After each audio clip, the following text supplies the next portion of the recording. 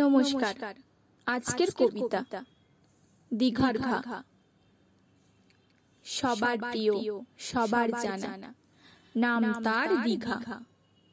যে কিনা দিচ্ছে সবার পকেটে ভীষণ ঘা। দীঘা ছিল গরিবের পছন্দের ভ্রমণ, কম খরচে ভরে যেত সবার মন। বাসে, ট্রেনে বা প্রাইভেট কারে দীঘা ডাকতো ধনী গরিব সবারই। একদিন বা দুই দিন দীঘার প্রিয় ছিল চিরদিন। সমুদ্রের ঢেউ খাওয়া, কম দামে হোটেলে থাকা, হঠাৎ পৌঁছে মনের দুঃখ দেওয়া যেত ঢাকা। পিসিমণি পুরীতে ধাক্কা খেয়ে করলেন মনস্থির, দীঘাতেই গড়লেন জগন্নাথ মন্দির। সবার মনে হয়েছিল আনন্দ, এখন সেই আনন্দই হয়েছে নিরানন্দ। প্রভু জগন্নাথের আগমনে দীঘাতে ধাক্কা খাচ্ছে জনে জনে।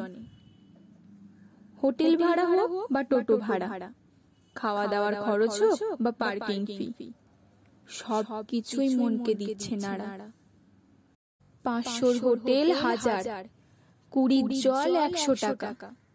দীঘাতে গিয়ে নিমেষেই সবার পকেট হচ্ছে ফাঁকা।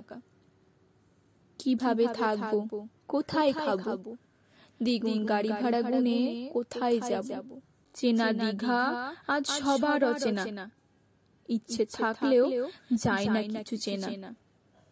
মন্দিরে নেই পুজো দেওয়ার আয়োজন, হচ্ছে কেবল ছবি তোলা ও প্রভুর দর্শন। রাস্তাঘাটে তীব্র যানজট, ভিড়ে ঠাসা সমুদ্র তট। পাড়ে বসে খেয়ে সমুদ্রের হাওয়া, এক মুঠো ঝালমুড়ি 20 টাকায় হয় নেওয়া।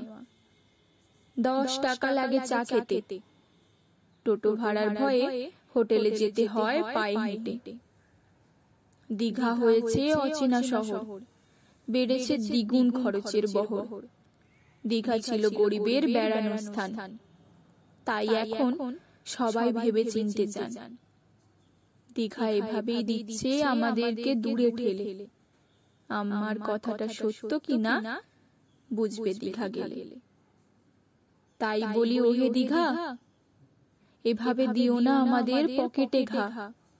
গরিবের দীঘা হয়েই তুমি থাকো, জগন্নাথকে পেয়ে আমাদেরকে ভুলো না গো।